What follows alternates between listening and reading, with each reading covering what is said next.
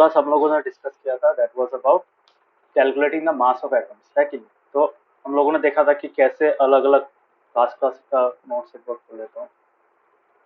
So last class हम लोगों ने क्या देखा था कि डिफरेंट मतलब टाइम पीरियड्स में क्या हुआ था, अलग अलग फॉर्मेट यूज किया था। पहले क्या यूज किया था, एटॉमिक मास हिसाब से एक कार्बन एटम का मास को रेफरेंस लिया गया था। So based on that the relative masses were coming like this 0.02, जो कार्बन से भरा था उसको 1.02, 1.45, तो अप्रोक्सीमेटली 1 आ जाता था, ठीक है। And it was difficult to compare the masses of different elements. That is why 1960 तक यही चला। उसके बाद मतलब सोचो 1950 तक ये चला। उसके बाद उसके बाद तुम्हारा ये इंटरमीडिएट फॉर्मेट है। इंटरमीडिएट फॉर्मेट में क्या किया गया था, तब देखा गया था कि ज्यादातर मॉलिक्यूल्स में ऑक्सीजन होता है। So oxygen atom was taken as the reference and 1/16 of its mass was taken as 1 unit of atomic mass, मतलब जो 1 AMU है या फिर 1 U जो बोला जाता है आजकल। So that was considered as 1/16 the mass of naturally occurring oxygen atom. But after 1961, what happened? People tried, scientists observed that the most of the molecules that are found on Earth are carbon atoms, carbon molecules, है कि नहीं? Carbon based molecules, तो carbon सबसे ज्यादा combine कर सकता है, मतलब जो कॉम्बिनेशन प्रॉपर्टी है सबसे ज्यादा है। So carbon is a better contender for using as a reference, ठीक है। सो उन लोगों ने क्या किया, आईयूपैक जो है, आईयूपैक एक सोसाइटी ऑब्वियसली तुम्हारा it's a society for internalization and of formats, weights and units.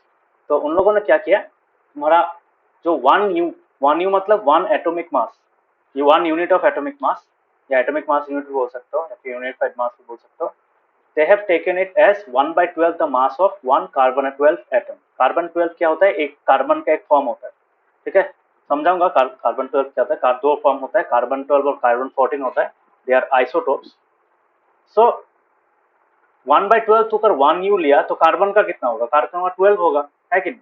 Because carbon का अगर U में कन्वर्ट करना पड़ेगा देन 1/12 इंटू 12U करने से 1U मिलेगा। So that we can say that this value is, ये जो वैल्यू है, ये वैल्यू क्या है, ये वैल्यू तुम्हारा 12U है। तो 12U होने के बाद ही तो तुम्हारा यहाँ पे 12 कैंसिल हो जाएगा, 1U मिलेगा तुमको, है कि नहीं? So that is how we can say that atomic mass of carbon is 12 as पर दिस फॉर्मेट। समझ में आया? ये फॉर्मेट सबको समझ में आया? हाँ बाकियों को समझ में हाँ आया? सर। इसका एक बहुत सुंदर सा एग्जाम्पल है तुम लोग के बुक में, दिस वन। यहाँ पे वो लोग ने एक चीज यूज किया है that is called fruit mass unit, FMU। सोचो तुम एक फ्रूट सेलर के पास गए और that fruit seller is selling watermelon. So उसके पास कोई तुम्हारा वो नहीं है, क्या बोलता है तुम्हारा, कोई वेइंग स्केल नहीं है, ठीक है। मतलब वेइंग स्केल है बट वो जो वेइंग स्टोन्स होता है ना ब्लैक कलर का, वो नहीं है। So what will he do, how will he measure? Suppose he decides that मैं वाटरमेलन को 12 पीस में डिवाइड करूंगा और हर एक पीस को मैं मतलब एक पीस का दाम सेट करूंगा, ठीक है। सो एक पीस का दाम अगर तुम्हारा सोचो 5 रुपए हुआ, so he can sell all the 12 units at the same rate, है कि नहीं? मतलब हर एक पीस को वो क्या कर सकता है, 5 रुपए करके बेच सकता है।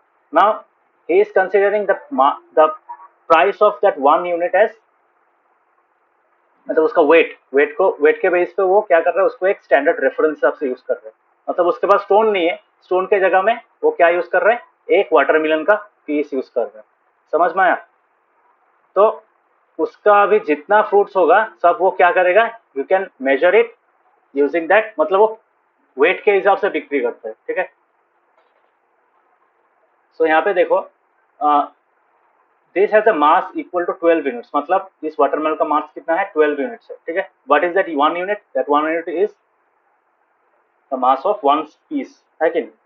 तो एक पीस का अगर हम लोगों ने 1 यूनिट ले लिया तो टोटल वाटरमेलन का कितना वेट होगा, 12 यूनिट्स होगा, ठीक है।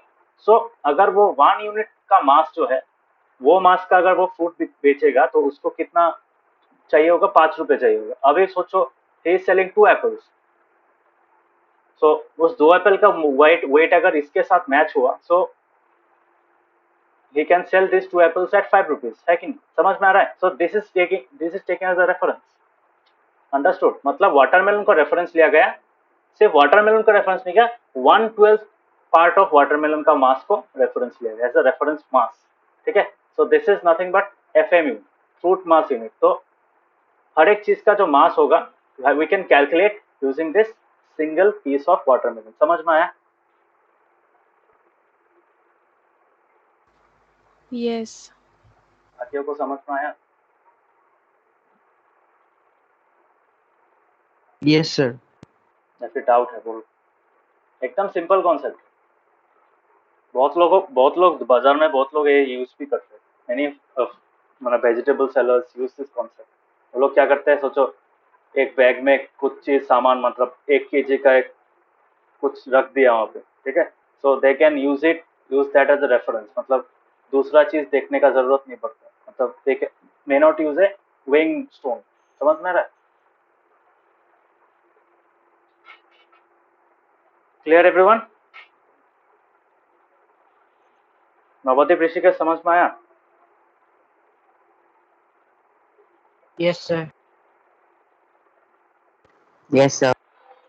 So this is called the relative mass. मतलब you are finding the mass of the apples based on the mass of watermelon. That is why we can say that the mass of apples that we measured is relative to the mass of 1/12 of the mass of watermelon, है कि नहीं? Because यहाँ इसको मैंने 12 parts में divide किया। Similarly यहाँ पे भी सेम चीज किया जा रहा है। यहाँ पे कार्बन 12 जो एटम है उसका जो मास है उसका 1/12 दिया जा रहा है, ठीक है? तो उसको 1 यूनिट असाइन कर दिया। अभी using that unit we can measure the masses of all the atoms of different elements. तो यहाँ पे मैंने यही लिखा है नोट्स में।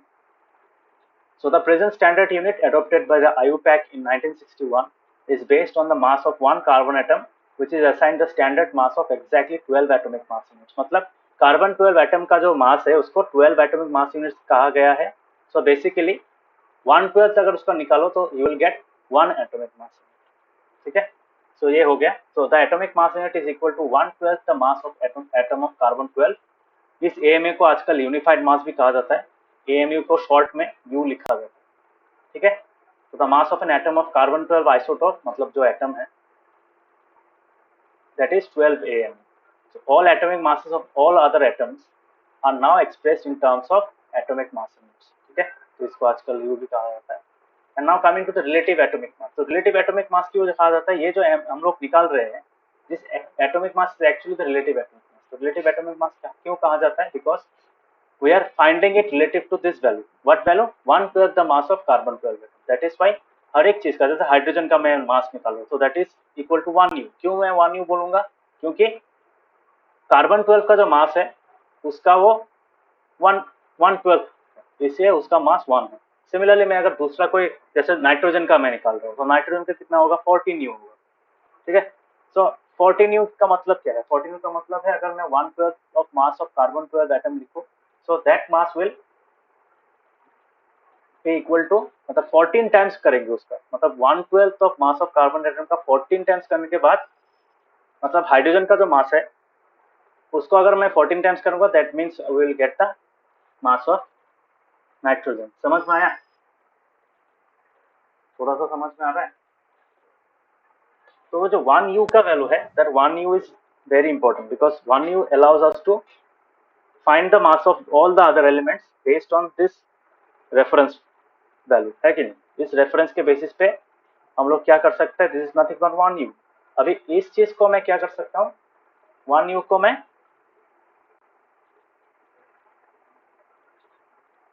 तो 1U को मैं क्या कर सकता हूँ? 1U को मैं अलग अलग एलिमेंट्स को, अलग अलग एलिमेंट्स का मास निकालने के लिए मैं यूज कर सकता हूँ। जैसे मैंने हाइड्रोजन का निकाला, नाइट्रोजन का निकाला, you can find the masses of different other elements, ठीक है? समझ में आया?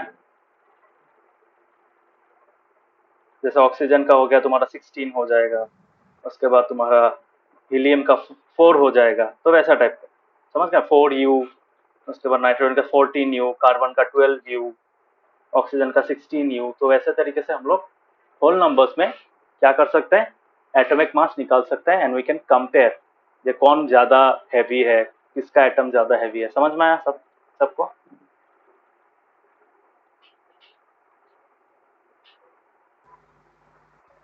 हाँ।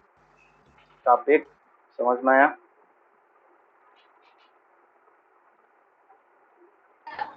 Yes, sir. एकदम सिंपल कॉन्सेप्ट है। और बाकी दोनों को, नवदीप, ऋषिकेश,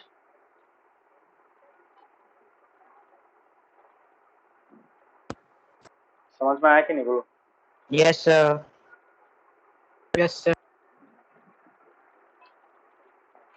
ये समझना क्यों इम्पोर्टेंट है, बिकॉज हम लोग जब तुम्हारा सिंबल लिखेंगे, वी विल शो कि कैसे सिंबल लिखते हैं in the latter part of this chapter. तो तब हम लोग सीखेंगे कि ये जो मैंने कार्बन 12, कार्बन 14 ये सब बोला, what does that mean. Those are actually mass number. तो मास नंबर एक्चुअली कहाँ से लिखा जाता है, that is nothing but the relative atomic mass. ठीक है, सो जो कार्बन 12 में लिख रहा था ना, सो कार्बन 12 का जो ये जो वैल्यू है, that is its atomic mass. ठीक है, in terms of that is it's relative atomic मास, इसको मास नंबर भी कहा जाता है। समझ में आया? तो कार्बन का दो एटम मिलता है, एक कार्बन 12, एक कार्बन 14। अब ऊपर में लिखते हैं, सॉरी नीचे में लिखते हैं। So this value is nothing but, एक का है 12, एक का 14, तो this is a heavier version. ठीक है, दोनों कार्बन ही है, दोनों कार्बन क्यों है वो भी बताऊंगा। तो मास नंबर और उसका और एक चीज होता है, इस पे लिखते हैं इसको। तो दिस इज, तो दिस टू, ये जो वैल्यू दिख रहा है ना सेम है, इसका मतलब this two are same elements, तो इसको कहा जाता है आइसोटोप्स बोला जाता है। ये 6 होने के कारण ही ये कार्बन है, ये अगर 6 नहीं होता तो कुछ और हो।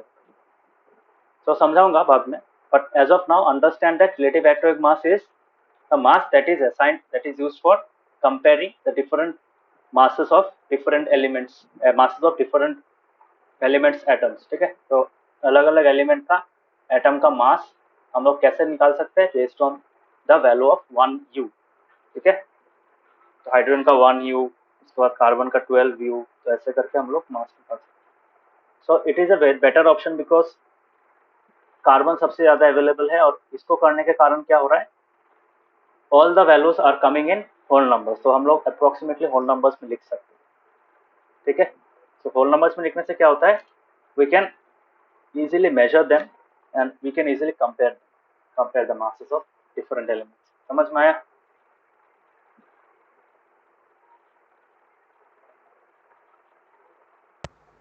हाँ। सो ये हम लोग का फॉर्मूला है। किसी भी एटम का अगर रिलेटिव मास निकालना है तो कैसे निकालते हैं, उसका जो एक्चुअल मास है वो लिखते हैं divided by the M. So this is the formula. ये फॉर्मूला तुम लोग यूज नहीं करोगे बिकॉज इससे तुम लोग का रिलेटिव मास निकलेगा इन यू, बट ये चीज निकालना बहुत डिफिकल्ट है, बिकॉज ये चीज तुम लोग का जो वैल्यू निकलेगा, ये वैल्यू ग्राम्स में या फिर उसमें निकलेगा, है कि नहीं, मतलब केजी में या फिर ग्राम्स में निकलेगा। तो उसको तुमको क्या करना पड़ेगा, you have to also find this value as in grams और केजी। ठीक है, so based on that you have to calculate the value. So इसलिए हम लोग इसको ना करके क्या करते हैं, जस्ट होल नंबर्स मल्टीप्लाई करते हैं। ठीक है, तो इसका वैल्यू अगर 1U हुआ, if this part is 1U, then किसी भी एटम का हम लोग रिलेटिव एटॉमिक मास कैसे निकालते हैं, कितना टाइम्स हेवियर। तो 1U is the mass of hydrogen atom, तो हाइड्रोजन एटम से कितना भारी। So this is, oxygen is 16 times heavier. So we can say mass of relative atomic mass of oxygen is equal to कितना होगा, relative atomic mass of oxygen is equal to 16 because it is 16 times heavier than oxygen atom। ठीक है, because oxygen atom का मास कितना है, 1U। ठीक है, सो AMU का जो एक्चुअल वैल्यू है ये है। ये हम लोग को कैसे मिला मैं बाद में निकालूंगा, बोलूंगा कैसे दिखाएंगे, कैसे निकालते हैं इसको।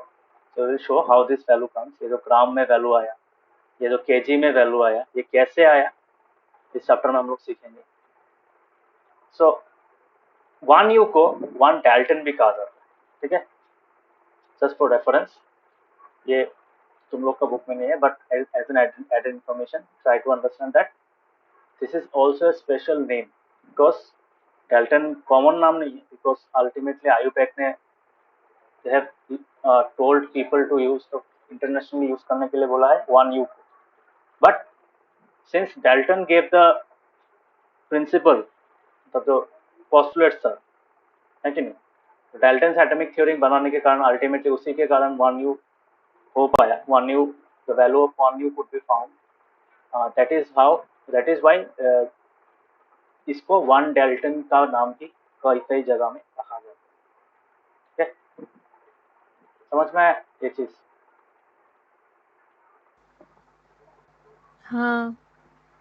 टॉपिक समझ में आया? Yes, sir. बाकियों को, ऋषिकेश, नवोदीप? Yes, sir.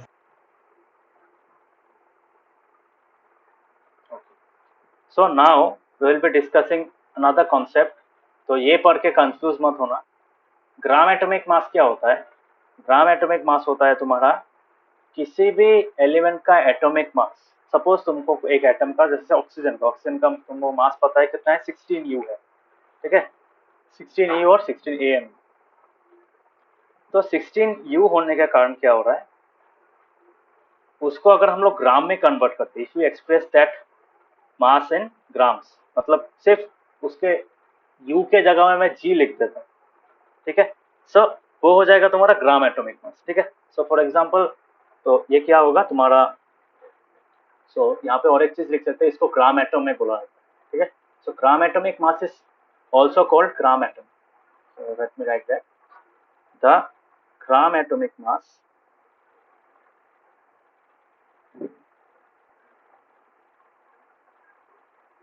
थोड़ा सा कंफ्यूजन हो सकता है, इसको समझने का कोशिश करना. Gram atomic mass of an element is also called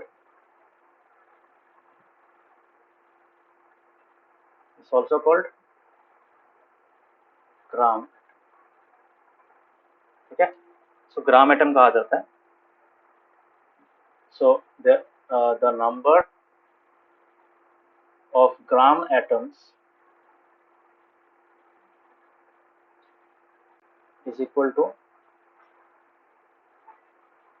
मतलब जो ग्राम एटॉमिक मास है उसका फॉर्मूला क्या है, मास of the element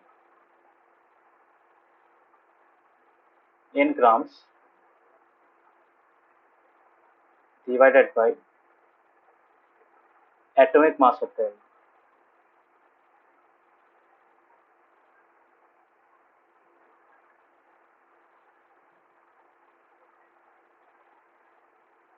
so for example, एकदम सिंपल चीज है, जैसे एग्जांपल दिखा रहा हूँ यहाँ पे तुम्हारा, the atomic mass of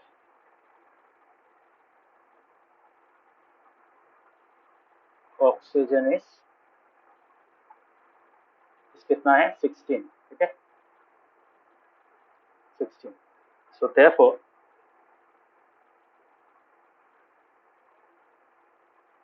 the gram atomic mass of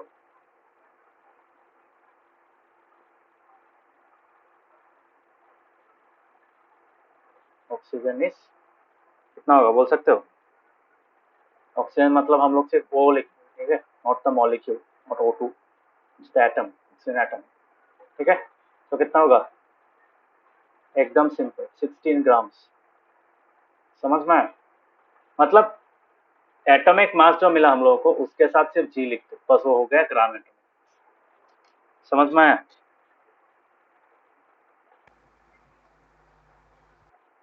थोड़ा सा कंफ्यूजन हो सकता है, but it's a very simple concept. Atomic mass को हम लोग अगर ग्राम्स में रिप्रेजेंट करेंगे, मतलब नॉट द एग्जैक्ट मास. ठीक है, वो भी रिलेटिव ही है. ग्राम एटॉमिक मास भी तुम्हारा रिलेटिव मास ही है.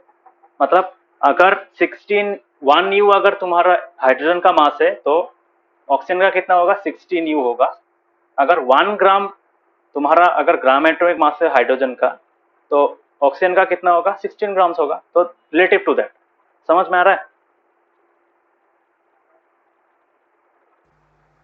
हाँ. सो तुम्हारा एटॉमिक मास कैसे लिखते हैं, तुम्हारा U में लिखते हैं. This is nothing but 16. सिर्फ 16 भी लिख सकते हैं या फिर 16U भी लिख सकते हैं. So atomic mass of oxygen is 16U. So therefore the gram atomic mass of oxygen is 16 grams, ठीक है। सिमिलरली जैसे हाइड्रोजन का कितना है, हाइड्रोजन का तुम्हारा 1 U है, so the gram atomic mass of hydrogen atom is 1 ग्राम। समझ में आया? This is not the actual gram, actual mass नहीं है। समझ में आया? मतलब इसका मतलब क्या है, इसका मतलब है अगर तुम 1 ग्राम का हाइड्रोजन एटम लोगे, 1 ग्राम में बहुत सारा हाइड्रोजन एटम्स होगा, if you take 1 gram of hydrogen atom, then if you multiplied 16 times, मतलब उसका जो 16 टाइम्स टोटल मास होगा, that value will be the mass of 16 grams of, मतलब जो 1 मतलब ऑक्सीजन का जो मास होगा वो उसका 16 टाइम्स होगा, ठीक है। मतलब 16 टाइम्स अगर मल्टीप्लाई करोगे 1 ग्राम ऑक्सीजन एटम्स को, सो उसका मास ऑक्सीजन एटम का मास के बराबर होगा। समझ में आया?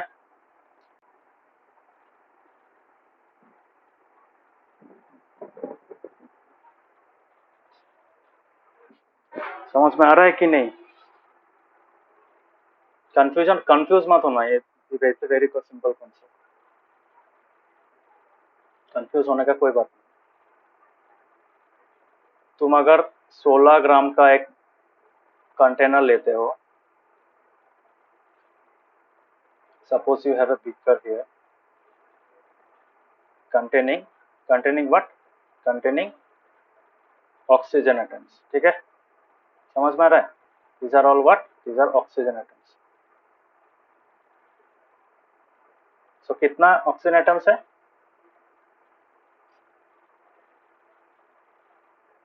तो there is 16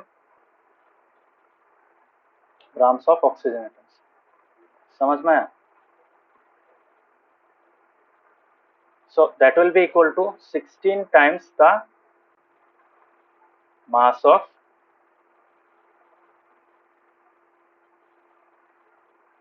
suppose these are all hydrogen atoms, ठीक है। So it will be equal to 1 gram of, so this container contains 1 gram of hydrogen atoms, है कि नहीं? So this is the meaning of gram atoms, ठीक है, ग्राम atomic मास। सो यही था, तुम्हारा 16 टाइम्स हो जाएगा। समझ में आया? तो अल्टीमेटली मास का जो वैल्यू होगा सेम रहेगा। So this entire value will be equal to 16 grams, okay. समझ में आया?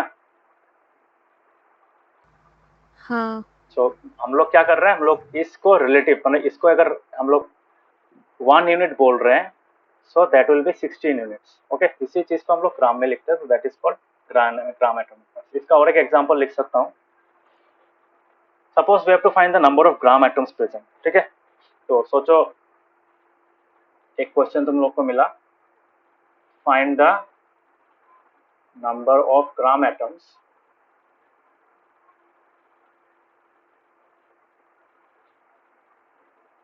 इन 46 ग्राम्स ऑफ सोडियम। तो अगर तुम 46 ग्राम ऑफ सोडियम लेते हो, तो उसमें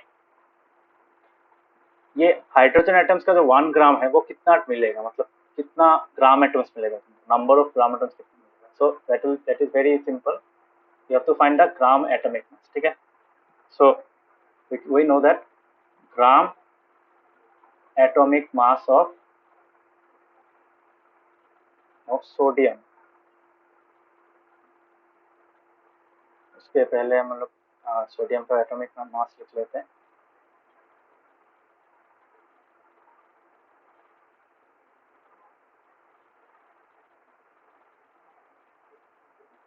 कितना होता है पता है सोडियम का? हाँ, सोडियम का कितना होता है पता है? 23 U होता है, या फिर सिर्फ 23 लिख सकते हो, ठीक है। तो ग्राम एटॉमिक मास कितना होगा? सिंपल, 23 ग्राम्स होगा। So we can say therefore number of gram atoms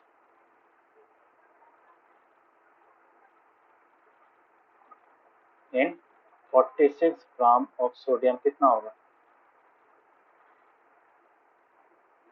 that is very simple, equals to 46 gram by 23 grams. So कितना हो रहा है? 2 टाइम्स आएगा, जी कैंसिल हो जाएगा, 23 2 टाइम्स आएगा तुम्हारा। So 2, there are 2 number of gram atoms, ठीक है। ग्राम हाइफन एटम्स लिखते हैं। समझ में आया? ग्राम एटम कॉन्सेप्ट समझ में आया?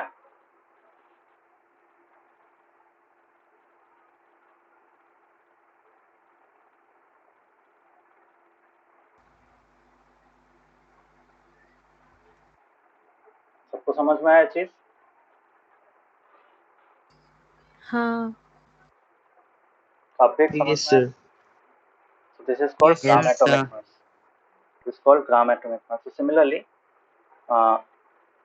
you can find the atomic masses of different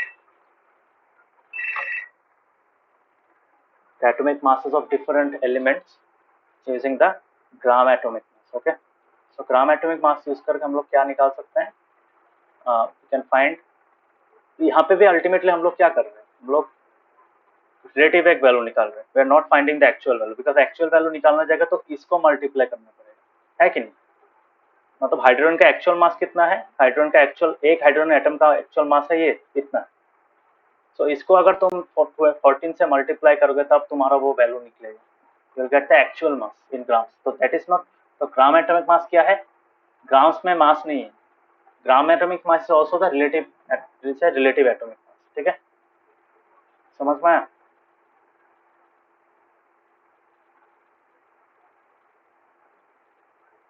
तो यहाँ पे इसलिए देखो, ये जो mass of the element in grams और atomic mass of the element को क्या कर रहे हैं, तो ये कैसे निकलेगा? ये कैसे निकलेगा तुम्हारा? सोचो मैं कार्बन के लिए लिख रहा हूँ, तो 12 इंटू 1.66 इंटू 10⁻⁻24 निकलेगा. और ये भी कितना निकलेगा? सो यहाँ पे तुम्हारा 12 हो जाएगा कार्बन का, ये नीचे वाला डिनोमिनेटर, तो ये कैंसिल हो गया. So you will get what? You will get the number of gram atoms. तो this are the number of gram atoms available. ठीक है, सो इसको हम लोग ऐसे यूज नहीं करते हैं, तो वो एक्चुअल मास मिलेगा तुमको, not the gram atoms, you will get the actual mass.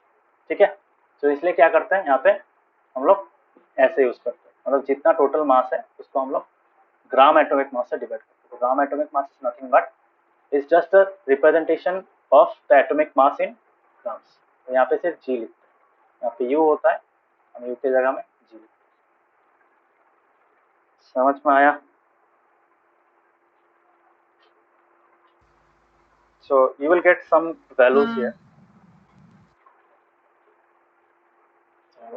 मैं एक बार दिखा देता हूँ.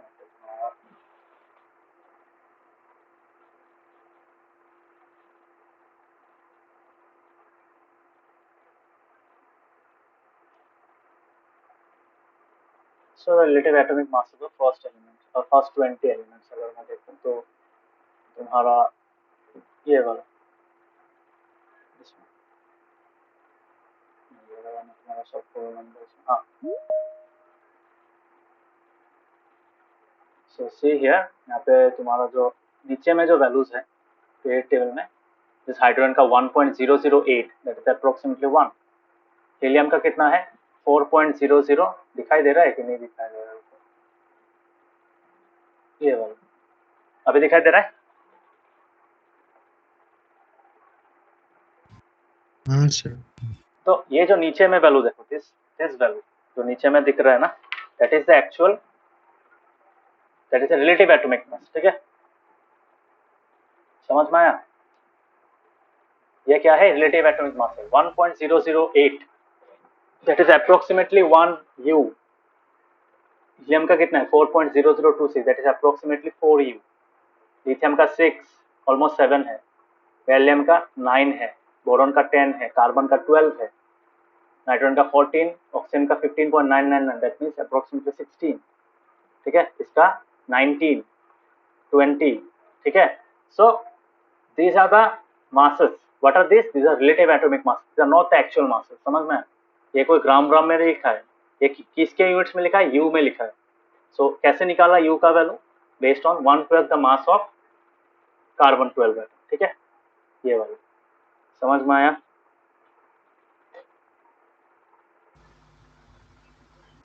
हाँ तो जब भी कभी पीरियड टेबल पढ़ोगे, you will be seeing only the atomic masses of,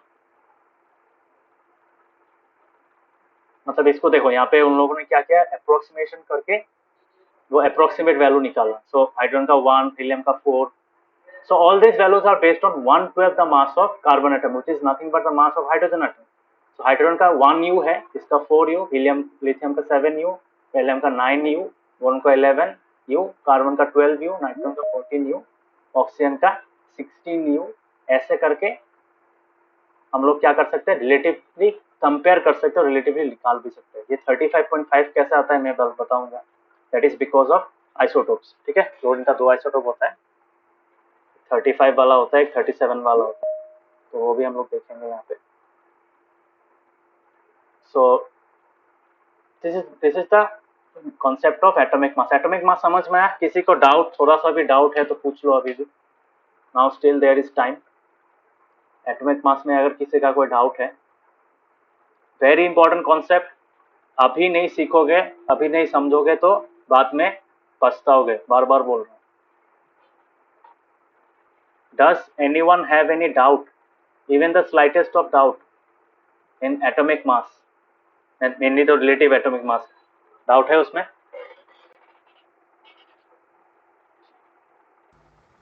atomic gram atom कैसे निकालते हैं वो थोड़ा और एक बार समझा तो. ग्राम एटम निकालते हैं based on number of gram atoms. कैसे निकालते हैं? ग्राम एटम एक्चुअली क्या होता है? Gram atom is nothing but the gram atomic mass of an element. ठीक है, सो एक ग्राम एटम क्या होता है? उस एलिमेंट का ग्राम एटॉमिक मास होता है. जैसे 1 ग्राम एटम ऑफ सोडियम मतलब क्या? 23 ग्राम एटम्स ऑफ, मतलब 23 ग्राम्स ऑफ, मतलब जो 23U जो है उसका कन्वर्टेड जो ग्राम एटॉमिक मास है वही 1 ग्राम एटम. तो यहां से हम लोग क्या बोल सकते हैं? इस लाइन से मैं बोल सकता हूँ कि 1 gram atom of sodium is equal to 23G. समझ में आया? हाँ. सो ग्राम एटम मतलब क्या? ग्राम एटम में gram, this is nothing but gram atom. इसको हम लोग शॉर्ट में ग्राम एटम लिख सकते हैं. ठीक है, तो ग्राम एटॉमिक मास ना लिख के हम लोग ग्राम एटम लिख सकते हैं. तो number of gram atoms means कितना टाइम्स तुम उसके एक ग्राम एटम के मास के साथ मल्टीप्लाई. जैसे फॉर एग्जांपल 46 ग्राम में कितना gram atoms of sodium? So we can say in 46 grams there are 2 gram atoms of sodium. So each gram atom weighing 23 grams. समझ में आया? हाँ. अभी क्लियर हुआ? हाँ. तो ये just a representation, nothing else.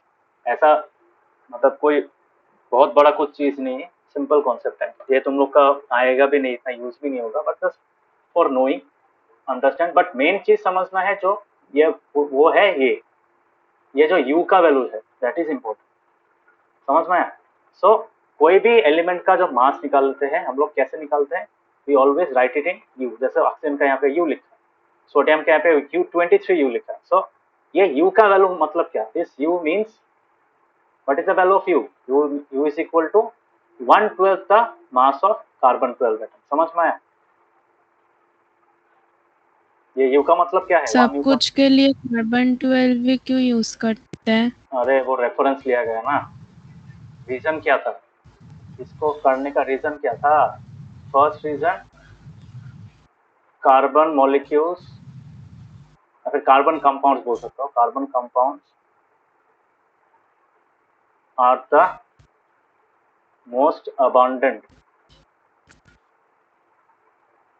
on earth. And number 2, mass of hydrogen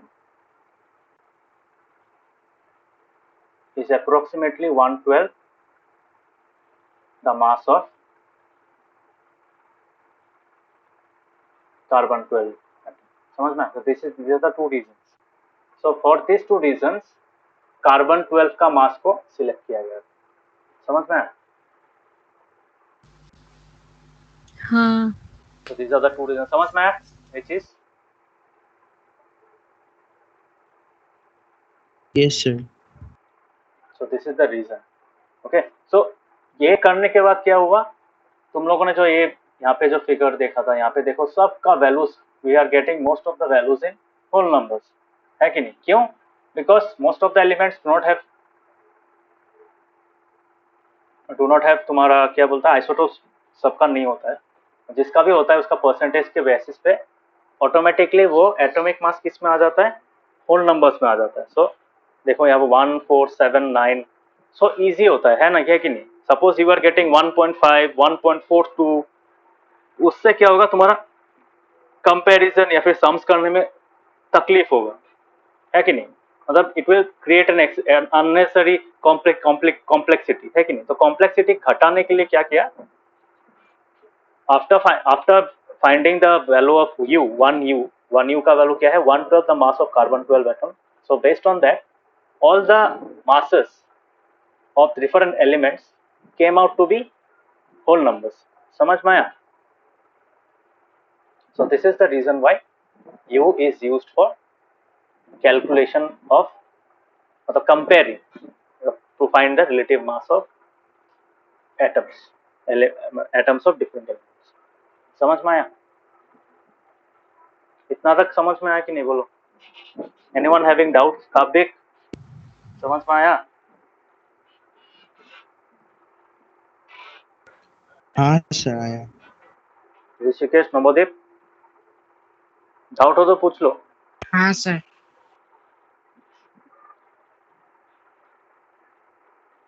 Rishikesh समझ में आया? ऋषिकेश हाँ सर, हाँ सर।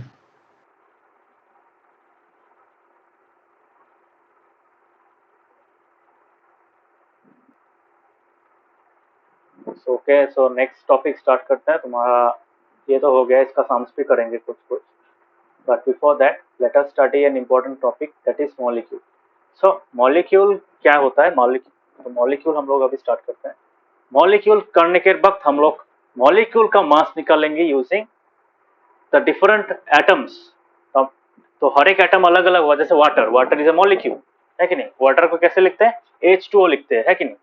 सो H2O में क्या होता है, 2 हाइड्रोजन एटम होता है और 1 ऑक्सीजन एटम होता है। तो उसका मास कैसे निकालेंगे, उस मॉलिक्यूल का मास हम लोग दूसरे मॉलिक्यूल के साथ कैसे कंपेयर करेंगे, उसके लिए भी हम लोग क्या करेंगे, will use the atomic mass unit. समझ में आ रहा है। So for finding the molecular mass, the mass of molecules, that is nothing but the sum of the individual atomic masses of all the different atoms within the molecule that make up the molecule। उसको use करके हम लोग, तो वो मास जो निकलेगा वो you के टर्म्स में निकलेगा, मतलब एटॉमिक मास यूनिट्स में निकलेगा, ठीक है। तो वो अगर निकला, सो वहां पे भी तुम लोग का अल्टीमेटली जो मॉलिक्यूल का मास निकल रहा है वो भी रिलेटिव मास निकल रहा है कि नहीं, वो एक्चुअल मास नहीं निकल रहा है। समझ में आ रहा है।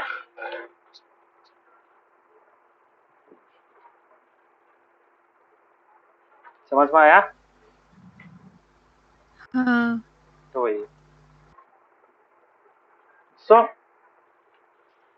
मॉलिक्यूल, तो मॉलिक्यूल क्या होता है, molecules are nothing but a group of 2 और मोर एटम्स। एक एटम होने से मॉलिक्यूल नहीं होता है। मॉलिक्यूल के लिए मिनिमम 2 एटम कंबाइन होना पड़ेगा, एक साथ में बॉन्ड फॉर्म करके वो लोग को कॉम्बिनेशन में रहना पड़ेगा। They have to be in a combination, मतलब the atoms are not independent, they are combined together, ठीक है। So it is a combined form of different atoms as a single unit, ठीक है। So we can say that the molecule is a group of 2 or more atoms that are chemically bonded together, tightly held together by attractive forces, ठीक है। This is the definition of molecule। So it is the smallest particle of an element which is capable of independent existence। इसका मतलब क्या है, atom independently exist नहीं कर सकता, नहीं कर सकता। क्यों नहीं कर सकता है, एक्सेप्ट द लास्ट ग्रुप। जो लास्ट ग्रुप होता है वो नोबल गैसेस होता है। नोबल गैसेस के छोड़ के जितना भी ग्रुप्स का एलिमेंट होता है, ग्रुप्स इन द सेंस तुम्हारा जो पीरियड टेबल होता है, पीरियड टेबल में लास्ट कॉलम जो होता है, लास्ट कॉलम में जो एलिमेंट्स होता है उसको छोड़ के, मतलब अगर मैं पीरियड टेबल तुम को दिखाऊं,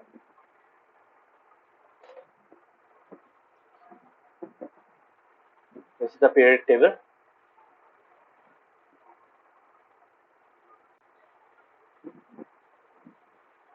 सो यहाँ पे देखो, एक्सेप्ट दीज एलिमेंट्स, मतलब ये 18 नंबर वाला जो एलिमेंट्स है, 18 नंबर कॉलम का जो एलिमेंट्स है उसको 18 नंबर ग्रुप बोला जाता है। सो इस ग्रुप में जितना भी एलिमेंट्स है उस एलिमेंट्स के एटम्स को छोड़ के बाकी जितना एलिमेंट्स है they can not independently exist. क्यों एग्जिस्ट नहीं कर सकता? बिकॉज इंडिपेंडेंटली वो लोग क्या होता है, दे आर नॉट स्टेबल, वो लोग अनस्टेबल होता है। ठीक है, जैसे हाइड्रोजन, हाइड्रोजन क्या हो सकता है, hydrogen can not exist as a single atom naturally. So in natural form क्या है हाइड्रोजन का, H2 है। ठीक है, H2 में क्या होता है, H2 is a molecule because there are two atoms which are combined together, which are bonded together। समझ में आ रहा है? सिमिलरली ऑक्सीजन को देखो, ऑक्सीजन कैसे मिलता है, oxygen is present as oxygen gas. Naturally कैसे मिलता है, ऑक्सीजन गैस हिसाब से मिलता है। सो ऑक्सीजन भी क्या होता है, O2 के फॉर्म में रहता है। सिमिलरली समझ में आया? So most of the elements do what? Do most of the elements cannot independently exist as a single atom। तो इसलिए यहाँ वो बोला है जब वो लोग मॉलिक्यूलर फॉर्म में आ जाते हैं, मॉलिक्यूलर फॉर्म आने के बाद they become stable and that is why they are capable of independent existence. ठीक है, समझ में आया?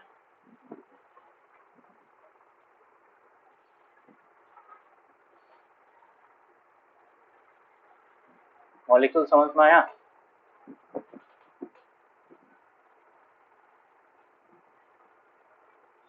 एवरीवन?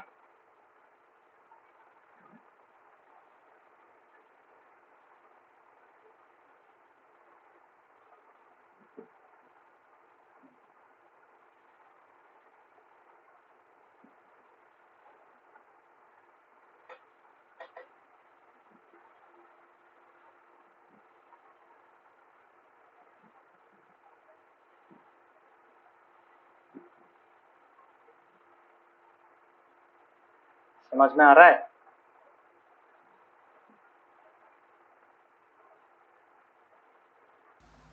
हाँ।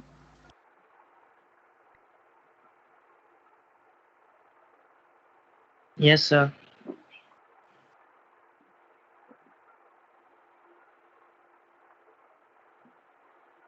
सो यहाँ पे देखो मैं कैसे डेफिनेशन लिख रहा हूँ, molecule is a group of two or more atoms of the same or different element. Same element का भी हो सकता है, जैसे ऑक्सीजन हो गया H2, तो सॉरी ऑक्सीजन हो गया O2, हाइड्रोजन हो गया, हाइड्रोजन मॉलिक्यूल हो गया H2। सिमिलरली वाटर हो गया, वाटर में क्या होता है, तुम्हारा दो अलग अलग टाइप का एलिमेंट का एटम मिलता है। एक हो गया तुम्हारा हाइड्रोजन एटम्स हो गया, एक हो गया ऑक्सीजन एटम्स हो गया। Carbon dioxide for example, carbon dioxide में कार्बन का एटम्स होता है, ऑक्सीजन का एटम्स होता है। तो a molecule is a group of two or more atoms,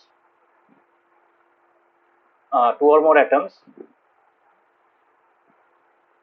which are, यहाँ पे क्या था तुम लोग टाइप कर देखते हैं, हाँ, that are chemically bonded to it, yes, so that are chemically bonded,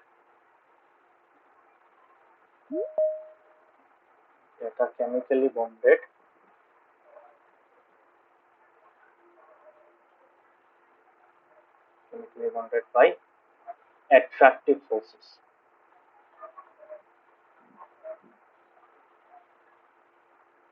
so molecule का और एक डेफिनेशन में मैं बोल सकता हूँ यहाँ पे, डाल्टन ने क्या कहा था,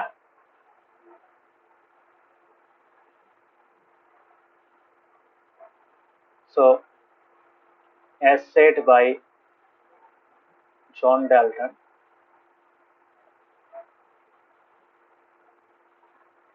so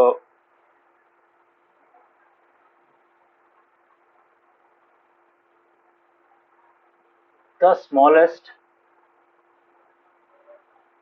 particle of a compound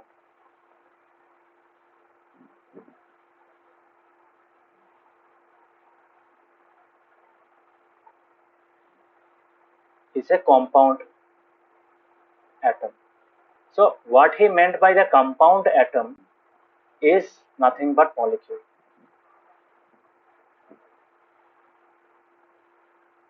The compound atom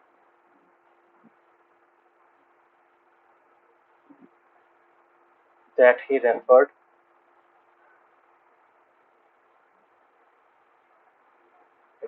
to is actually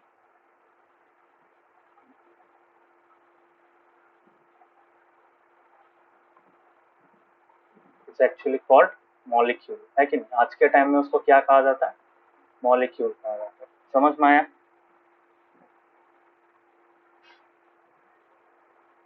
Clear?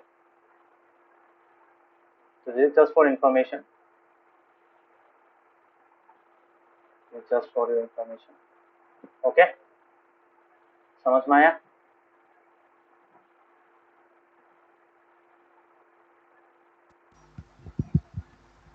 हाँ.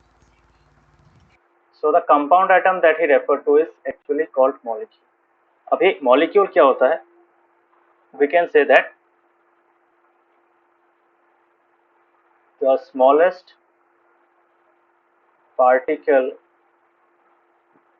of matter, तो मैटर का जो सबसे छोटा वाला पार्टिकल होता है, सबसे छोटा वाला यूनिट जो होता है, which is capable of, so it can be element or compound obviously. Compound क्या होता है? It's a complex form of matter, है कि जहाँ पे अलग अलग एलिमेंट्स या फिर एक टाइप का एलिमेंट बहुत सारा एक साथ में कंबाइंड होकर इट्स अ बिग फॉर्म, ठीक है. So the smallest particle of matter, element or compound which can exist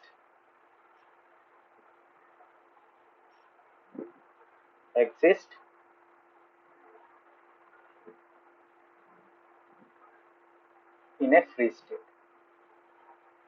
free state मतलब नेचुरली पाया जा सकता है, ठीक है. It's called a molecule. So who gave this definition? This was the definition given by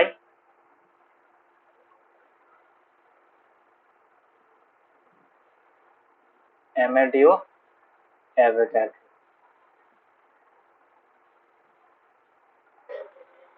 समझ में आया? So he is the one who has given the Avogadro's constant. उनके नाम पे ही Avogadro's constant कहा जाता है. तो Avogadro's constant क्या होता है मैं चैप्टर के एंड में समझाऊंगा, बाद में समझाऊंगा. बट डाल्टन ने कहा था कंपाउंड एटम, तो एवोगाड्रो ने कहा था ये नहीं, ये कंपाउंड एटम नहीं, that is something else, that is a molecule. So molecule is what? Molecule is the smallest particle, ठीक है, the smallest particle of matter that can exist in the free state. Free state मतलब naturally पाया जा सकता है, ठीक है. ऐसा नहीं कि उसको रख दिया वो बाद में कंबाइन कर ले किसी तरह, ऐसा नहीं है. ऑक्सीजन मॉलिक्यूल की तरह रह सकता है without any interference, without any problems, ठीक है. तो उसको कहा जाता है फ्री स्टेट. तो वो फ्रीली अवेलेबल होता है उस फॉर्म में. समझ में आया? जैसे सिंगल ऑक्सीजन एटम निकालना बहुत डिफिकल्ट होता है, ठीक है. सिंगल ऑक्सीजन एटम तुम्हें नेचुरली मिलना बहुत डिफिकल्ट होता है. You won't find oxygen in the pure form. मतलब प्योर फॉर्म क्या है? हमारा एटॉमिक फॉर्म में नहीं मिलेगा. You will always find oxygen atom in a combined form, either with itself or with other atoms in different molecules, ठीक है. समझ में आया? ऑक्सीजन कहाँ से निकाल सकते हो? तुम्हारा हवा से निकाल सकते हो. हवा में क्या होता है? ऑक्सीजन होता है. वहां से इलेक्ट्रिसिटी पास करके हम लोग ऑक्सीजन एटम्स निकाल सकते हैं, ठीक है. तो उसके लिए तुमको एनर्जी यूज करना पड़ेगा, एक्सटर्नल एनर्जी यूज करना पड़ेगा. सिमिलरली वाटर से ऑक्सीजन निकाला जा सकता है, ठीक है. समझ में आया? सो इसलिए वो फ्री स्टेट नहीं है. अगर तुम बाय फोर्स निकाल रहे हो, that is not a free state. Free state is the natural state, natural जो मिलता है. यह डेफिनेशन समझ में आया?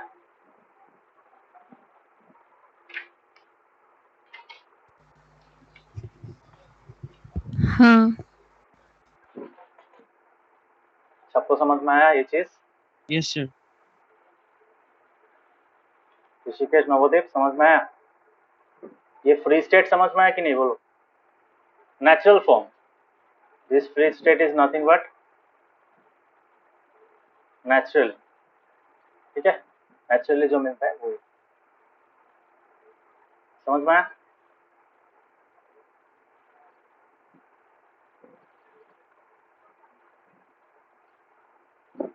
Yes, sir. नवोदीप समझ में आया? Yes, sir. So let us look at some of the properties of molecules. Molecules का properties क्या होता है? So let us study those.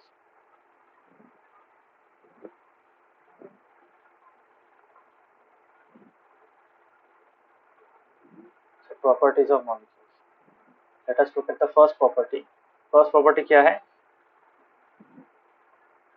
the molecules of any given substance are all similar. इसका मतलब क्या है? वाटर में जितना भी मॉलिक्यूल्स होगा वो वाटर मॉलिक्यूल ही होगा, ठीक है?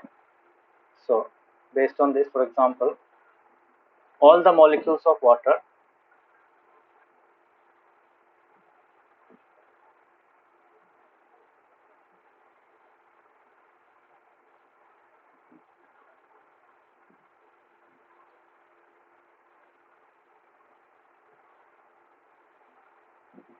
समझ में आया?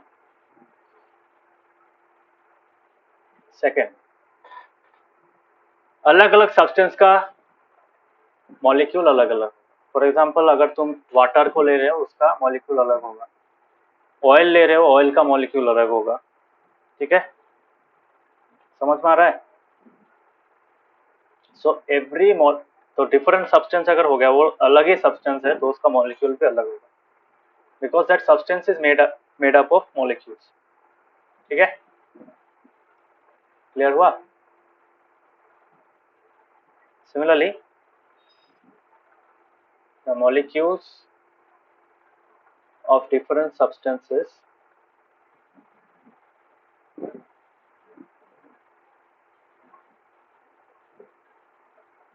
are different.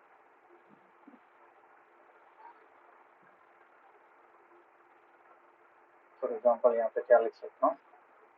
The molecules of water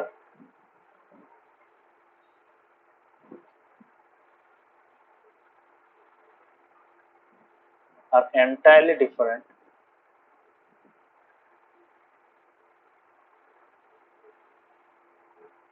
in properties from the molecules of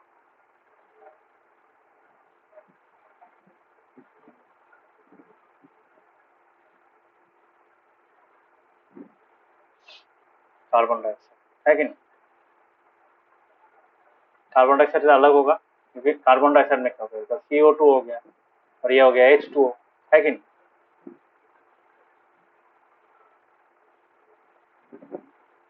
समझ में आया?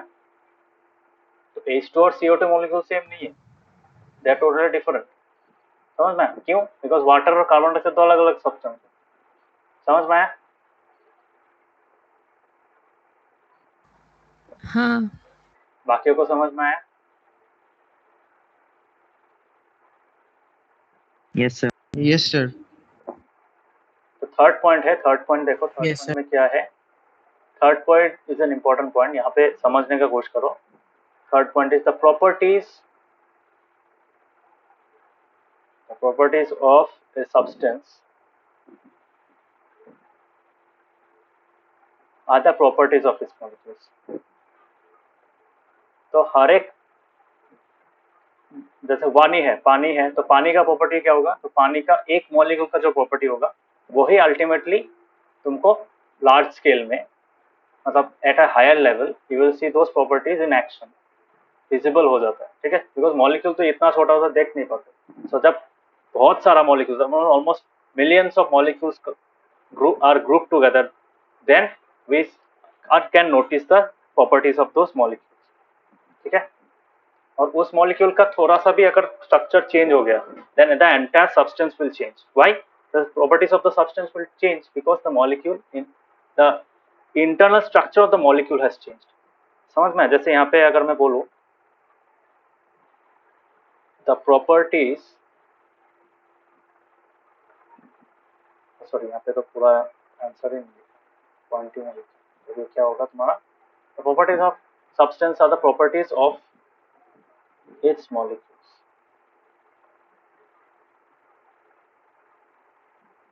तो जो भी तुम सब्सटेंस देखो, ऑयल लो, कोई कोल्ड ड्रिंक ले लो, कोई तुम्हारा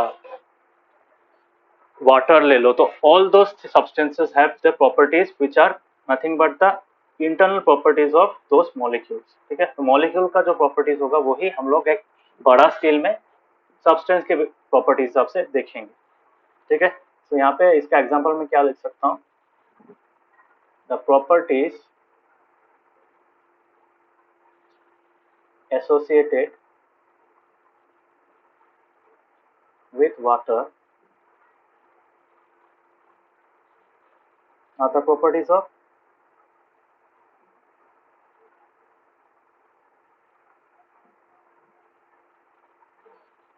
H2O molecules, है कि नहीं? इसका मतलब क्या, H2O मॉलिक्यूल का जो प्रॉपर्टी होगा वो ही वाटर का प्रॉपर्टी होगा। इसलिए अगर ये H2O को मैं H2O2 लिख दूं, then it becomes hydrogen peroxide, then it doesn't remain water। उसको वाटर ही नहीं बोलते। क्यों वाटर नहीं बोलते? बिकॉज वाटर वाला प्रॉपर्टी उसमें नहीं रहेगा, है कि नहीं? वो अलग हो जाएगा। क्यों अलग हो जाएगा? बिकॉज अगर ये मॉलिक्यूल चेंज हो गया, ultimately that liquid will become something else, it will no longer be water। समझ में आया?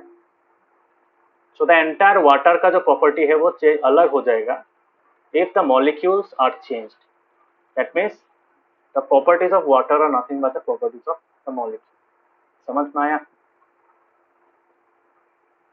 properties समझ में आया? molecules का properties। तो all any given substance का सिमिलर होता है। कोई भी एक पर्टिकुलर सब्सटेंस ले लो, उसमें जितना सारा मॉलिक्यूल होगा, कोई भी मॉलिक्यूल अलग नहीं होता। You won't find any other molecule which is different, totally different from the other one। समझ में आया ये चीज? किसी को कोई doubt?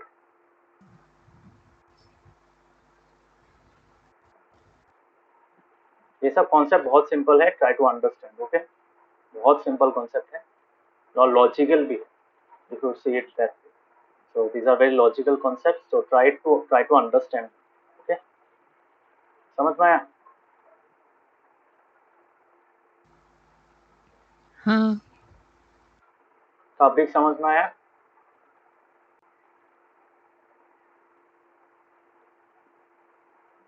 Yes, sir. Others? Yes, sir. Yes, sir. सो ये हो गया तुम्हारा मॉलिक्यूल्स, रिगार्डिंग द मॉलिक्यूल्स। अभी हम लोग के पास दो चीज होता है, मॉलिक्यूल्स ऑफ एटम्स होता है, एलिमेंट्स होता है, मॉलिक्यूल्स ऑफ कंपाउंड होता है। तो दोनों में डिफरेंस क्या है, दोनों में अंतर क्या है? दोनों में अंतर यही है कि मॉलिक्यूल्स ऑफ एलिमेंट्स में क्या होता है, उसमें अलग एलिमेंट का एटम्स नहीं रहता। सो एक से ज्यादा एटम्स होता है but they are of the same element, तो उसको बोला जाता है मॉलिक्यूल्स ऑफ एलिमेंट्स। ठीक है, so molecules are of two types, तो उसको मॉलिक्यूल्स ऑफ एलिमेंट्स से बोलते हैं या फिर एलिमेंट्री मॉलिक्यूल्स से बोलते हैं। So if I say that molecules यहाँ पे लिखते हैं, तो मॉलिक्यूल्स क्या होगा,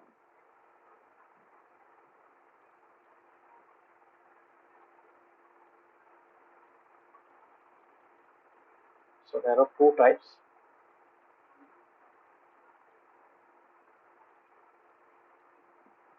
एक होता है तुम्हारा मॉलिक्यूल्स ऑफ एलिमेंट्स, ठीक है, इसको और एक नाम बोला जाता है, इसको एलिमेंट्री मॉलिक्यूल्स बोला जाता है।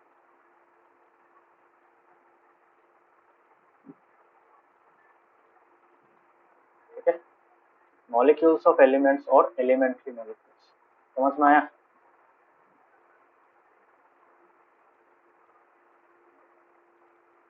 और जो सेकेंड वाला टाइप होता है उसमें क्या होता है, दैट इज कंपाउंड मॉलिक्यूल्स। ठीक है, सो कंपाउंड मॉलिक्यूल्स को कोई अलग नाम भी नहीं है, मॉलिक्यूल्स ऑफ कंपाउंड्स और कंपाउंड मॉलिक्यूल्स। ठीक है,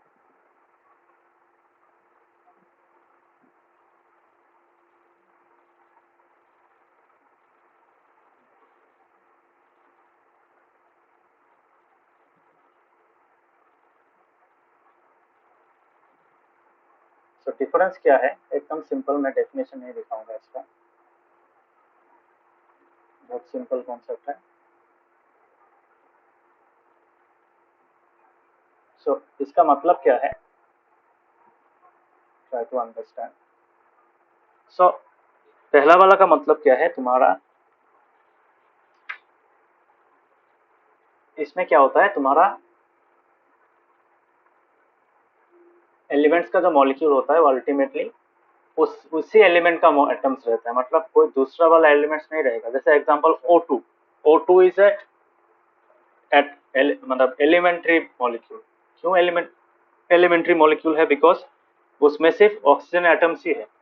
ओजोन फॉर एग्जांपल, ओजोन सुना है ना, ओजोन गैस, ओजोन लेयर सुना है? हाँ हाँ सर। बाकियों ने सुना है ओजोन लेयर अर्थ के ऊपर में रहता है, यूवी रेज ब्लॉक करता है। हाँ सर। हाँ, तो ओजोन लेयर जो है, ozone layer consist of that ozone part. Ozone क्या है? ओजोन एक गैस है। सो ozone is nothing but O3। ठीक है। सो ओजोन का जो एक मॉलिक्यूल होता है उसमें 3 ऑक्सीजन एटम्स कंबाइंड रहता है। ठीक है। Actually this is poisonous for us. O2 देखो, O2 लाइफ सेवर है। ऑक्सीजन गैस जो होता है वो लाइफ सेवर है, बट ओजोन गैस जो है वो पॉइजनस है। बट अर्थ के तो मतलब बाहर, मतलब एटमॉस्फेयर के आउटर मोस्ट लेयर में अगर रहेगा तो वो हम लोग के लिए बेनिफिशियल है, बट अगर अंदर में आ गया तो पॉइजनस फॉर अस। अगर हम लोग ये O3 इनहेल करेंगे तो मर जाएंगे। ठीक है। But similarly if we inhale O2, so then we will not die. If उसका उल्टा होगा, मतलब अगर हम लोग O2 नहीं लेंगे तब मर जाए। समझ में आ रहा है? So it's a different concept. तो एक एटम ऐड होने से क्या होगा है? That gas becomes poisonous for us. समझ में आ रहा है? So all those examples are of elementary molecules. क्यों? Because ultimately we can say that those molecules contain only oxygen atoms. तो ओजोन मॉलिक्यूल, ऑक्सीजन गैस का मॉलिक्यूल जो है वो भी ultimately these are all elementary molecules because they contain only oxygen atoms. Okay, समझ में?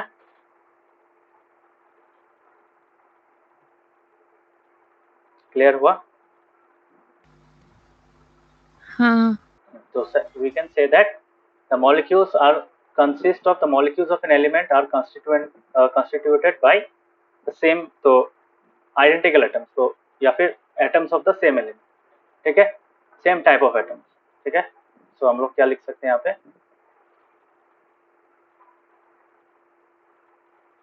Molecules containing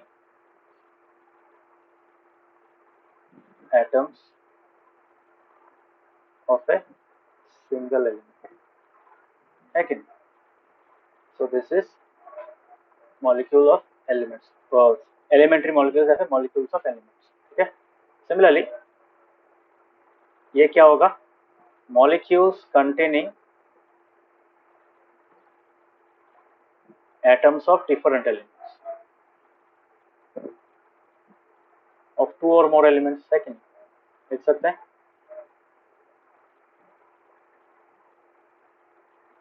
तो इसका फॉर एग्जांपल क्या होगा?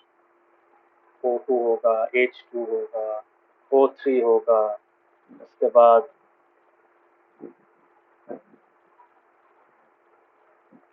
हमारा हीलियम होगा। अभी बोलो हीलियम में तो एक एटम है, वो मॉलिक्यूल कैसे हुआ? बिकॉज वो फ्रीली एग्जिस्ट कर सकता है। ठीक है। मतलब एक से ज्यादा होना जरूरी नहीं है। हीलियम हो सकता है, जैसे हीलियम हो सकता है, क्लोरीन हो सकता है। They're all examples of elementary molecule. ठीक है। तो helium is a noble gas, इसलिए वो इंडिपेंडेंटली एग्जिस्ट कर सकता है because that is actually in the last group. तो लास्ट ग्रुप एक्सेप्शन है। लास्ट ग्रुप में जितना भी एलिमेंट्स हैं, helium, neon, argon, krypton, xenon, radon, ठीक है, ये जितना भी तुम्हारा एलिमेंट्स है, इन सब का एटम इंडिपेंडेंटली फ्री स्टेट में एग्जिस्ट कर सकता है। बोला था ना, इस ग्रुप को छोड़ के, इस कॉलम को छोड़ के बाकी जितना भी कॉलम्स ऑफ एलिमेंट्स है वो सब इंडिपेंडेंटली एग्जिस्ट नहीं कर सकते। समझ में? So that is why these are called noble gases. वो लोग किसी का रिएक्ट भी नहीं करते, दे आर लीस्ट रिएक्टिव। ठीक है। सो उनका जो इंडिविजुअल एटम होता है उसको भी मॉलिक्यूल कहा जा सकता है। समझ में? बिकॉज हम लोग का जो डेफिनेशन था, एक्चुअल डेफिनेशन क्या था? ये वाला था, smallest particle of matter which can exist in free state. ठीक है, ये एक्चुअल डेफिनेशन है। ये वाला डेफिनेशन मतलब थोड़ा सा बेकार टाइप का है। मतलब कभी कभार यहाँ पे this part is actually not proper. क्यों प्रॉपर नहीं है? यहाँ पे एक्सेप्शन है। क्यों एक्सेप्शन है? बिकॉज तुम्हारा जो नोबल गैसेस होता है उन लोग का एक एटम होता है। तो एक एटम में, मॉलिक्यूल में, जैसे हीलियम का अगर मैं मॉलिक्यूल को बताऊं तो उसमें कितना एटम होता है? एक ही एटम होता है। समझ में? बिकॉज वो उस फॉर्म में स्टेबल होता है। उल्टा उसमें क्या होता है, अगर तुम मतलब एक्स्ट्रा एटम्स डालोगे उसमें, जैसे हीलियम, एक हीलियम एटम के साथ और एक हीलियम एटम ऐड करने जाओगे, देन इट बिकम्स अनस्टेबल। समझ में आया? तो हम लोग का जो कॉन्फ़िगरेशन होता है, जिस फॉर्म में होता है, वो that is very much stable, so that is why we can say that.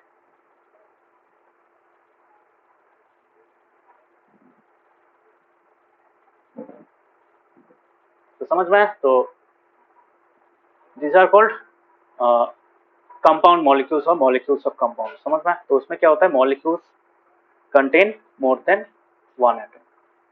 ठीक है?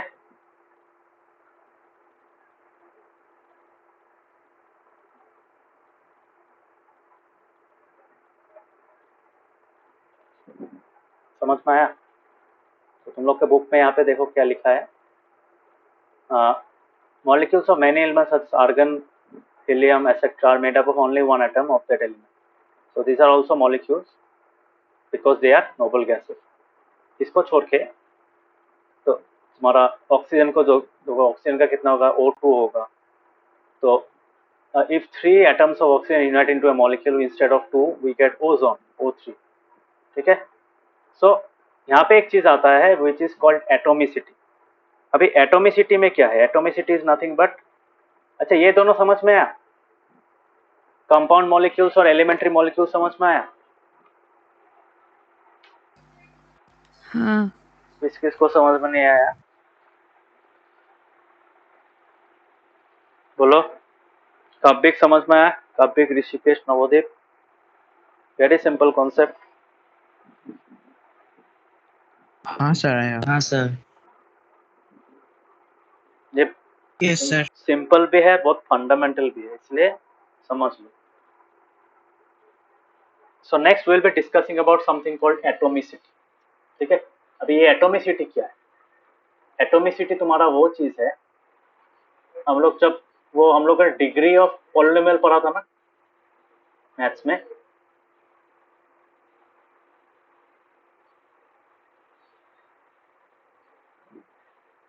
याद है मैथ्स में जो पढ़ा था? हाँ। तो हाँ sir. Atomicity is similar to that, मतलब उसकी तरह ही है। सिर्फ यहाँ पे डिफरेंस क्या है, we for atomicity we do what, we find the तुम्हारा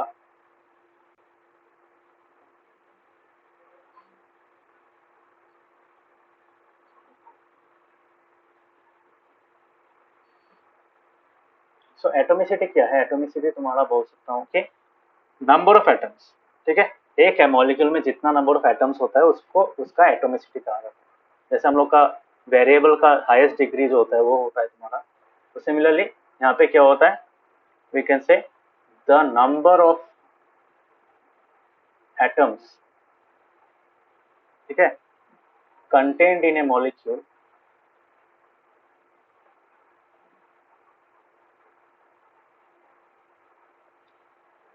of a substance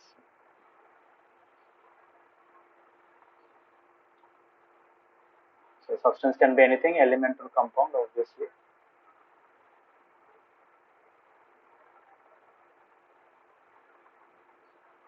It's called its atomicity। तो मुझे भी बताओ, based on this definition, what is the atomicity of water molecule? 2। साबिक, बाकियों को क्या लगता है? अच्छा से डेफिनेशन पढ़ो फिर उसके बाद आंसर करो। कभी क्या लगता है, टेल मी।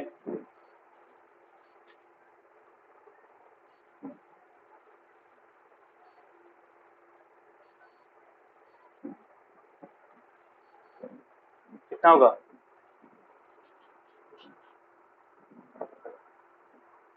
सर 2। अच्छा से डेफिनेशन पढ़ो।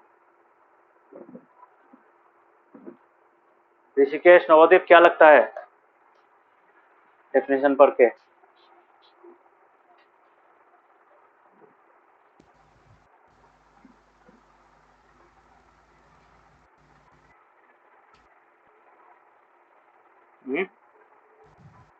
मैं और एक बार बोलूं?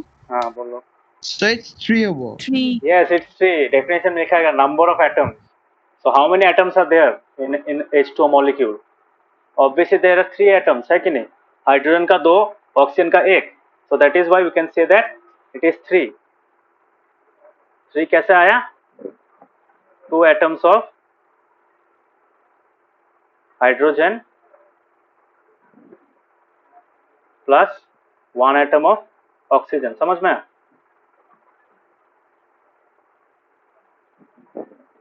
क्लियर हुआ?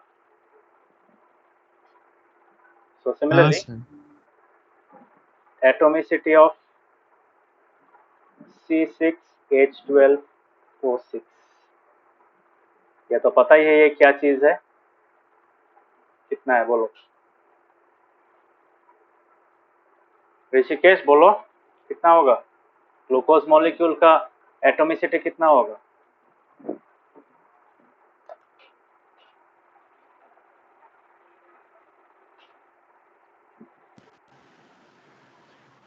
Uh, 2. 2। देख, अरे पहले वाला कैसे किया देखो, कितना होगा? 2 कैसे होगा? तो थोड़ा सा दिमाग यूज करो ना।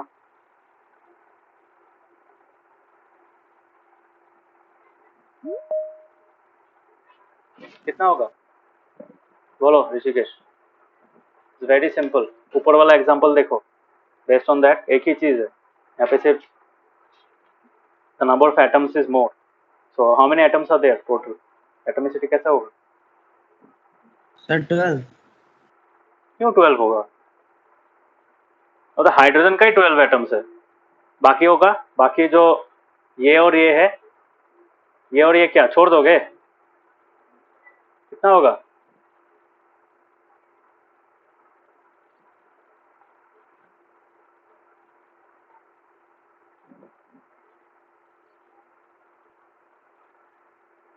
Sir, 24. कैसे निकाला? Sir, hydrogen मतलब तीनों का प्लस करके. ऑब्वियसली तीनों का प्लस करें। कार्बन का 6 एटम्स है, हाइड्रोजन का 12 एटम्स है और ऑक्सीजन का 6 एटम्स है। तो 6 + 12 + 6 you will get how much? You will get 24. That is why we can say that glucose molecule का एटोमिसिटी कितना है? ग्लूकोज मॉलिक्यूल का एटोमिसिटी 24 है। समझ में आया? नाउ दैट जैसे हम लोग को क्या मिला था? मोनोमियल मिला था, बाइनोमियल मिला था, है कि नहीं? Based on the degree. So अगर डिग्री अगर 1 है पॉलिनोमियल का तो वी विल गेटिंग मोनोमियल, अगर 2 है तो बाइनोमियल, है कि नहीं? 3 है तो trinomial. Oh sorry, not degree, कितना टर्म्स है, टर्म्स के बेस पे देखा था ना। जैसे x² अगर टर्म है तो दिस इज अ मोनोमियल, है कि नहीं? याद है? x² + 2 अगर है या फिर 2y है तो दिस इज अ बाइनोमियल। समझ में? Similarly a + b + c, what is this? Is a trinomial, है कि नहीं? ये पढ़ा था हम लोगों ने। हाँ. sir.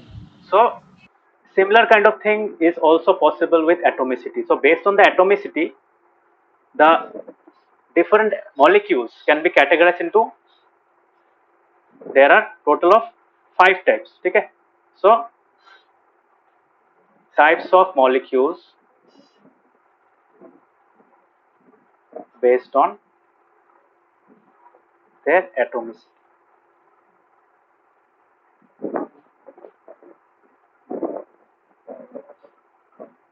Types of molecules based on the atomicity. पहला टाइप है तुम्हारा monoatomic molecules.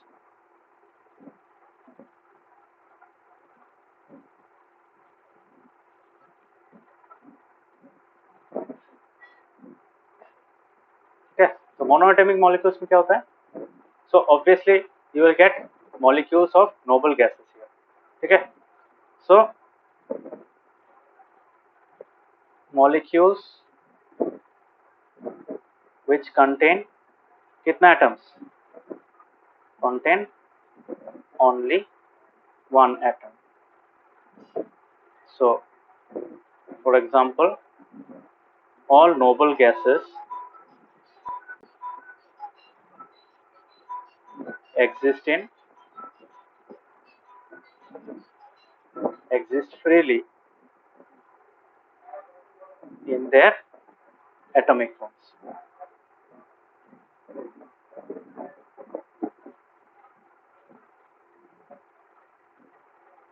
Therefore, we can say He, F, no not Fe, He, उसके बाद Ne, neon, उसके बाद argon. These are all examples of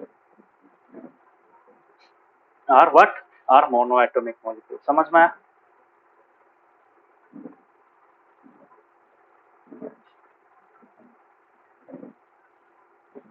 clear हुआ? नंबर 2 में क्या होगा? Diatomic.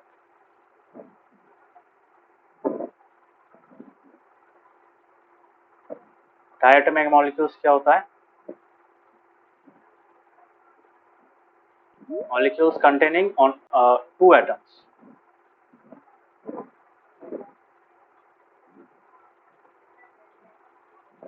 So molecules containing only 2 atoms.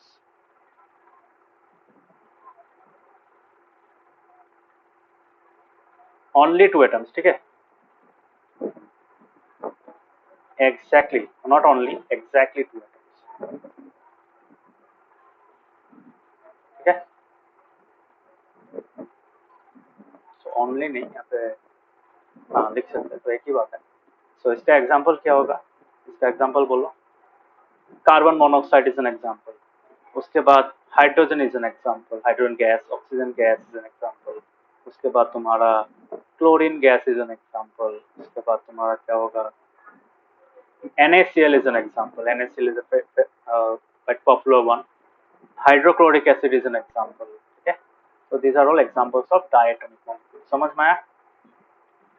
Next, coming to triatomic molecules. From the name, we can say that these molecules have what? How many atoms? Molecules. 3.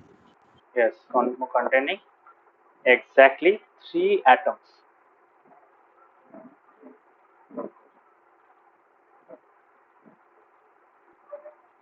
So example क्या होगा? बताओ. The most common one, H2O, CO2. उसके बाद So O3, ozone. yes, O3. O3 is an example. Obviously O3. Hydrogen sulfide हो सकता है, H2S. So these are examples of triatomic molecules. ठीक है? Similarly, number 4 में है tetraatomic. ठीक है? तो tetraatomic molecules. So how many atoms will they have?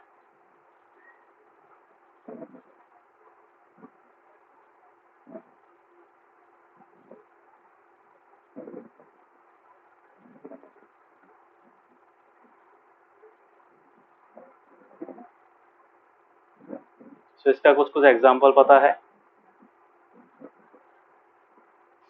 एक एग्जाम्पल है P4, फॉस्फोरस मॉलिक्यूल होता है इसका तुम्हारा. ठीक है?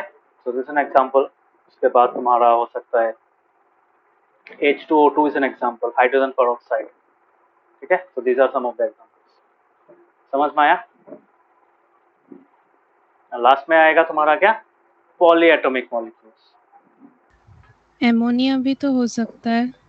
एमोनिया का कितना है? NH4, NH3. हाँ NH3 हो सकता है. Yes, NH3 is an example. NH3 molecule. This is not ammonia, this is ammonium. ठीक है? ये क्या है? ये अमोनियम है, नॉट एमोनिया. समझ में आ रहा है? हाँ. सॉरी, NH3 एमोनिया है, वो एमोनियम है. NH4 एमोनियम है. ठीक है? एमोनिया है ये. ठीक है? ये एमोनियम, माय मिस्टेक. तो एमोनियम एमोनिया है. ठीक है? So this ammonia, this is hydrogen peroxide, this is phosphorus molecule. So next आएगा हम लोग का जैसे हम लोग पॉलिनोमियल्स लिख देते हैं ना डायरेक्टली, सिमिलरली यहाँ पे पॉलीएटॉमिक मॉलिक्यूल्स, ठीक है। सो पॉलीएटॉमिक्स क्या हो गया हमारा, more than 4। So molecules containing more than four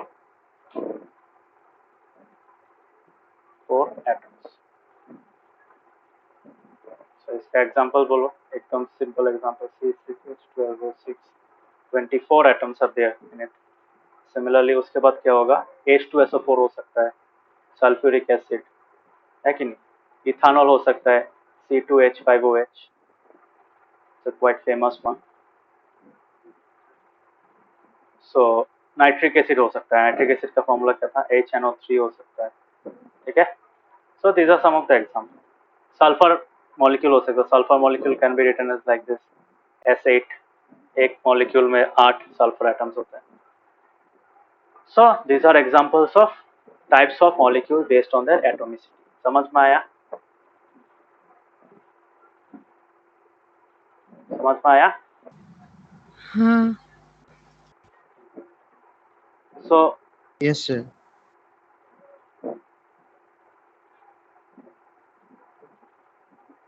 आज इतना तक रहने दो, नेक्स्ट क्लास में हम लोग एक मैं नोट्स दिखाऊंगा, एटम्स और मॉलिक्यूल्स का डिफरेंस दिखाऊंगा, एग्जाम में दे सकता है, ठीक है।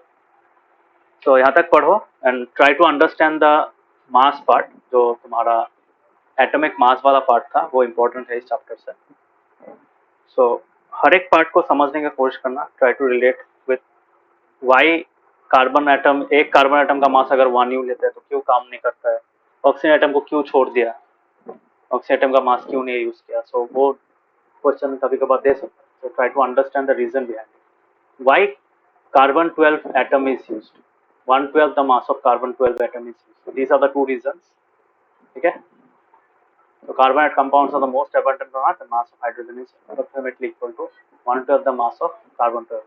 Since carbon hydrogen atom is the smallest one, so इसका मास अगर हम लोग 1 लिख सकते हैं, so बाकियों का मास भी हम लोग उसके बेस पे निकाल सकते हैं। So this is the reason। समझ में आया? Clear everyone?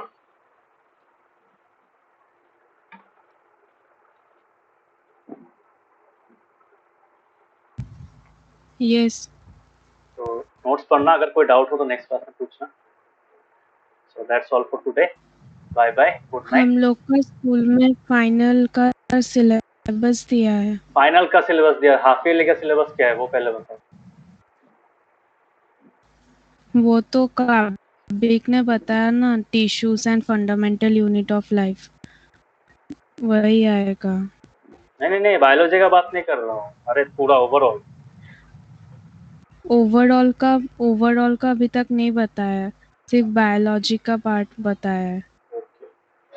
और सर वो चैप्टर 2, हाँ चैप्टर 2 आएगा। और डाइवर्सिटी, चैप्टर 2 আহিব।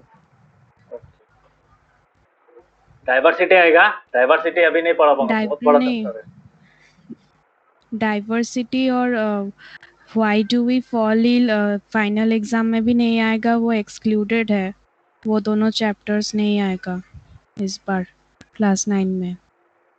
डाइवर्सिटी बहुत बड़ा इसके चैप्टर है, फिर भी अगर किसी का आता है तो मैं करा दूंगा। It's a very important chapter, try to understand, because chapter skip कर रहा है अच्छा है, तुम लोग का लोड कम रहा है, but that chapter is important. समझ में आ रहा है, मतलब वहां से तुम लोग को एक अच्छा खासा आइडिया मिलेगा। सो ओवरव्यू दे दूंगा, अगर आएगा नहीं so if you have time later on, बाकियों का तो मैंने देखा है सिलेबस में है वो सब। স্যার আমার দেখুন chapter 13 to why do you fall ill term two আছে দেখুন স্যার। हाँ तब होगा, बिकॉज ऐसा नहीं कि तुम लोग, तुम्हारा अलग होगा उसका अलग होगा, बिकॉज सेम स्कूल में सेम पेपर ही आएगा। मतलब वो श्योर हो सकते हो, तो इसलिए मैं बोल सकता हूँ कि अभी तक तुम लोगों का जो सिलेबस दिया वो फाइनल नहीं, इफ यू से दैट, तो वो फाइनल नहीं है अभी तक। हर एक टीचर ने अलग अलग सोचा है, दे प्लान डिफरेंटली, बट फाइनल के पहले ही वो पता चलेगा वो एक्चुअल में क्या रहेगा। सो देख लेंगे बाद में। So let us concentrate about half yearly 1। सो इस चैप्टर को होने के बाद I will start with tissues, ठीक है। और हम लोग का एग्जाम हाफ ईयरली का अक्टूबर लास्ट और नवंबर फर्स्ट में हो सकता है। तब तो टाइम है बहुत सारा, फिर भी जल्दी कराना होगा because others have their exams quite earlier. जैसे ऋषिकेश का कितना तारीख को स्टार्ट होगा? Rishikesh 13th of September, right? Yes, sir. Okay, so that means we have around 20 days of time in our hands. So उसके पहले मैं खत्म करा दूंगा because ये chapter it will take 3 classes more. So based on that, अगर 3 classes हुआ तो 27 को एक क्लास कराऊंगा, उसके बाद 3rd को एक क्लास 30 को एक क्लास करूंगा, 3rd को एक क्लास करूंगा, तो बाई 3rd हो जाएगा। सो उसके बाद हम लोग का 2 क्लासेस में टिश्यूज हो जाएगा। टिश्यूज में इतना ज़्यादा नहीं है, ओवरव्यू दे सकता हूँ। तो 2 क्लास में बहुत सारा, ऑलमोस्ट 50% से ज़्यादा हो सकता है। सो ऋषिकेश अभी से टिश्यूज स्कूल में जो पढ़ा है पढ़ना स्टार्ट करो बुक से, सो दैट मैं जब पढ़ाऊंगा थोड़ा रिविजन हो जाएगा। समझ में आया? और ये चैप्टर अच्छा से बोलो बिकॉज ये चैप्टर अच्छा से क्यों पढ़ने के लिए बोलो, this chapter is related to the next chapter. तो ये चैप्टर अगर नहीं कर पाओगे तो सेकंड इसके बाद वाला चैप्टर डिफिकल्ट होगा। समझ में आ रहा है?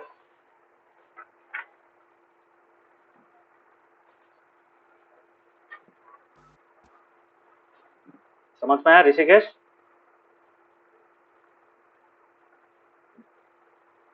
हेलो। हाँ सर। वो अभी से टिश्यूज पढ़ना स्टार्ट करो, थोड़ा थोड़ा करके टेक्स्ट बुक पढ़ो, ठीक है? टेक्स्ट बुक्स और स्कूल में जो क्वेश्चन आंसर दिया है वो पढ़ो, ठीक है?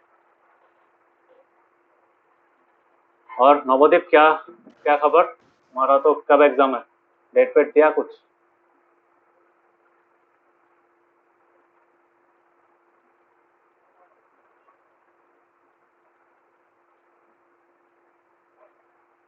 हाँ,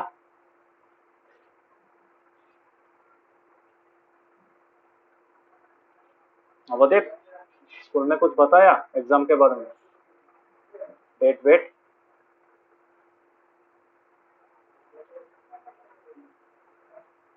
नवोदीप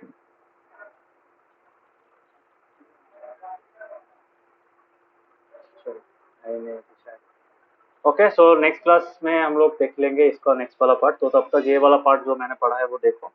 नेक्स्ट क्लास में हम लोग we will do some sums based on the mass. Okay, you will find the molecular mass. Okay, so difference होगा, उसके बाद मॉलिक्यूलर मास समझाऊंगा। तो मॉलिक्यूलर मास भी रिलेटिव मास ही होगा, वहाँ पे भी हम लोग जो एटॉमिक मास यूनिट यूज करेंगे बिकॉज हर एक एटम का साइज मास हम लोग यू में निकालते हैं, तो उसको ऐड करके अल्टीमेटली मॉलिक्यूल का मास निकालेंगे। ओके, सो नेक्स्ट क्लास में देख लेंगे। Okay, so bye bye, good night. Bye, good night. Bye, sir. Good night. Bye, sir. Good night.